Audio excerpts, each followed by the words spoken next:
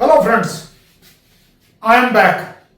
और आज मैं आपसे डिस्कस करने जा रहा हूं, और हमने आपको पहले भी इंटरव्यू में बताया था कि जब भी कोई आता है तो हमसे पावर सप्लाई भी पूछते हैं। और मजे की बात यह है कि अभी तो कोई भी बंदा प्रॉपर्ली पावर सप्लाई नहीं समझा पाया। तो आज हम क्या कर रहे हैं, इस वीडियो में आपको एक power supply, regulated power supply कैसे बनाते हैं ब्रिज रेक्टिफायर के साथ में, और उसके अंदर क्या क्या क्वेश्चन होते हैं और क्या क्या फंडामेंटल्स है, वो आपसे डिस्कस करने जा रहे हैं। तो लीजिए, हमने क्या किया, आपका लिया एक ट्रांसफार्मर लिया। अब इस ट्रांसफार्मर के आगे हमने लगाए 4 डायोड। और अभी तक हमने जब भी पूछा है तो नॉर्मली लोग डायोड ही नहीं बता पाते हैं कि किधर लगेगा।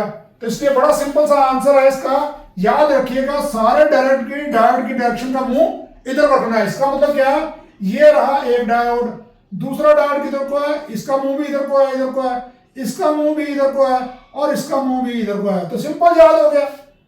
तो जब 1987 में हमने पढ़ा था उसी दिन में याद हो गया था कि भाई ये डायोड ऐसे लगते हैं। और उसके बाद में क्या किया, हमने यहाँ लगा एक कैपेसिटर, और इस कैपेसिटर के आगे लगा हमने एक रेगुलेटर।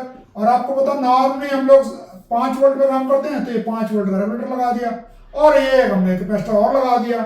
और ये कैपेसिटर की वैल्यू क्या होती है, इसकी वोल्टेज क्या होगी, इसके बारे में थोड़ा डिस्कस करते हैं। और एक रेजिस्टेंस लगाकर एक एलईडी लगा दी, इस रेजिस्टेंस की वैल्यू क्या होगी, और यहाँ पर आपको 5 वोल्ट डीसी मिल जाता है। तो बेसिकली इसके लिए डिस्कस करते हैं। अब देखिए यहाँ पर आपने, क्योंकि हमारा इंडिया के अंदर है, तो लाइन न्यूट्रल कितनी वोल्टेज होती है, 220 वोल्ट एसी। और हमने क्या किया, इसको जो है, मान लीजिए मैंने 9 वोल्ट का ये सेकेंडरी साइड ले ली। तो 9 वोल्ट की सेकेंडरी साइड ले ली तो क्या होगा मेरा, यानी कि इसके हिसाब से जो है आपका, तो देखिए जब पहली बारी ये कम वोल्टेज पे होगा, ये ज्यादा वोल्टेज पे होगा, तो क्या होगा, यहां से इसके अंदर करंट जाएगा, और ये घूम के वापस आके और इस डायोड से होकर ये सर्किल वापस चला जाएगा। तो देखा ध्यान से, करंट का लूप पूरा हो गया। करंट यहां से भी जाएगा, और करंट यहां से भी जाएगा, और करंट यहां से भी जाएगा। तो ये लूप पूरा हो गया आपका।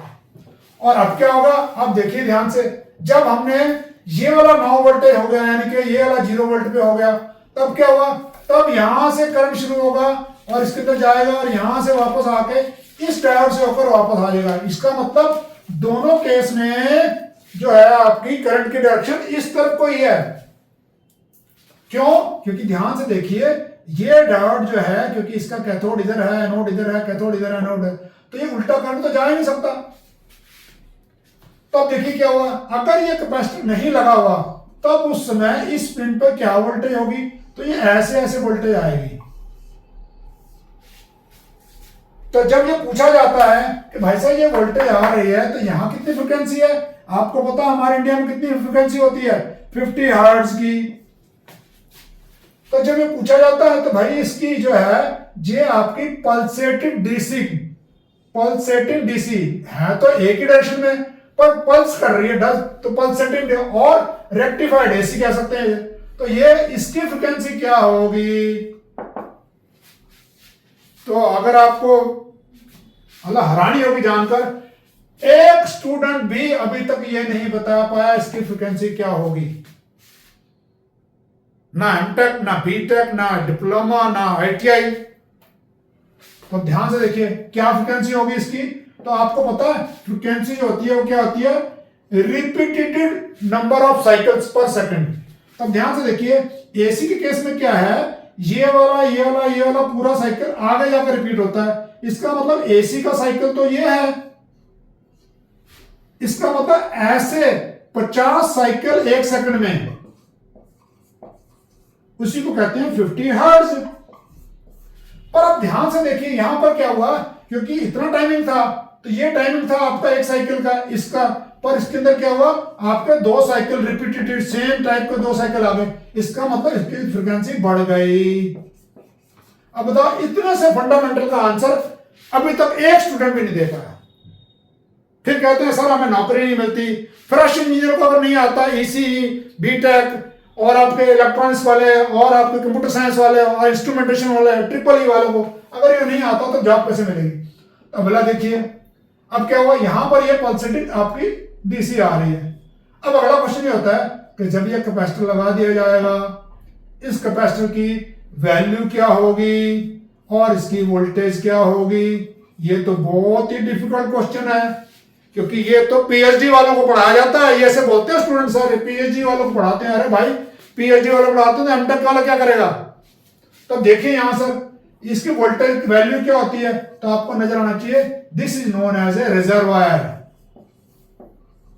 रिजर्वायर कैपेसिटर मतलब ये एक टैंक कैपेसिटर है, इसके अंदर आपका चार्ज आकर सारा स्टोर हो जाता है।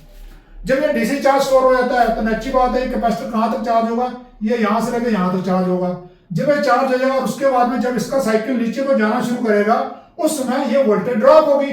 कैसे ड्रॉप होगी, इधर को जाएगा करंट, क्योंकि इसके यहां पर आपका सर्किट लगा हुआ, लोड लगा हुआ जो कि आपका सर्किट की फॉर्म में है। तो क्या करेगा, ये कैपेसिटर डिस्चार्ज होगा, क्योंकि वहां चलाने के लिए उसको करंट चाहिए, वोल्टेज चाहिए, तो वो जाएगा। तो जब ये डिस्चार्ज होगा तो ये कैपेसिटर नीचे डाउन होगा। अगर ये कैपेसिटर छोटा हुआ तो ये ऐसे ऐसे ही चलेगा, और अगर ये कैपेसिटर बड़ा हुआ तो क्या होगा, ये इसके अंदर ताकत है और ये यहां से डिस्चार्ज नहीं होने देगा उसे, तो फिर ये पल्सेस ऐसी ऐसी आ जाएंगी। तो इसका मतलब क्या हुआ, अब इसके अंदर इसको जो ये ऊपर नीचे हो रही है इसको क्या कहते हैं, इसे कहते हैं रिपल और वोल्टेज। रिपल क्यों, क्योंकि ऊपर नीचे जा रही है, इसलिए रिपल, तो रिपल वोल्टेज होगी बेसिकली। तो अब रिपल वोल्टेज कितनी अलाउड होती है उसके हिसाब से आपका एक कैपेसिटर का और इसके लोड के हिसाब से इसकी कैलकुलेशन की जाती है। बट क्योंकि हमारे इंजीनियर्स जो हैं ना तो इलेक्ट्रॉनिक्स फॉर यू पढ़ते हैं, ना इलेक्ट्रॉन मैगजीन पढ़ते हैं, ना डिजाइन न्यूज एशिया पढ़ते हैं, ना जापान इलेक्ट्रॉनिक्स, कोई भी मैगजीन नहीं पढ़ते हैं। और अगर आप उनको पढ़ते होते हैं रेगुलर तो आपने बहुत सारे एग्जांपल देखे होते हैं कि नॉर्मली जब अब कोई सर्किट बन रखा था तो नॉर्मली इसे वो 1000 माइक्रोफैरड का ले लेते हैं या 400 का ले लेते हैं। तो अगर आपको आइडिया भी नहीं है तब भी आप 1000 माइक्रोफैरड से शुरू करके उसे कम कर सकते थे। अगला क्वेश्चन है what will be the voltage of this. अगर ये कम वोल्टेज का हुआ तो जब ये वोल्टेज आएगी तो ये फट जाएगा। तो आप इसको बचाएंगे कैसे, तो इसको बचाने के लिए आपको पता होना चाहिए कि भाई ये कितनी मैक्सिमम वोल्टेज पर जाता है। तो अब इसके लिए तो आगे आपको पता होना चाहिए कि हमारी जो एसी होती है वोल्टेज होती है उसमें एक टर्म होती है, इसे कहते हैं एवरेज वोल्टेज, दूसरा कहते हैं पीक वोल्टेज और तीसरी कहते हैं आरएमएस वोल्टेज। ये तीन चीजों के बारे में भी आपको नहीं पता। तो मुझे बताइए ये जब 220 वोल्टेज कहते हैं ये एवरेज होती है, पीक होती है या आरएमएस होती है, कौन सी होती है। तो मैं आपको बताता हूं ये होती है आरएमएस। कहने को तो सबको याद है क्योंकि पेपर में रट्टे मारे हुए, रूट मीन स्क्वायर, बट इसका मीनिंग क्या है। और ये जब वोल्टेज चार्ज हो रही है कहां तक चार्ज हो रही है, यानी कि हो रही है पीक तक। अगर पीक वोल्टेज तक चार्ज हो रही है तो भाई साहब रूट मीन स्क्वायर का और पीक वोल्टेज का कोई रिलेशनशिप आपको पता होनी चाहिए थी।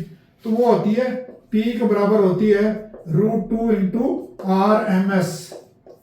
अब ध्यान से देखिए √2 होता है 1.414 इंटू आरएमएस। अब ध्यान से देखिए 1.414 को आप मोटा 1.5 मान लीजिए। नो वोल्टेज की आपकी सेकेंडरी है तो नो वोल्टेज जमा 4.5 वोल्ट यानी कि 13.5 वोल्ट तो यहां वैसे ही आ जाएंगे।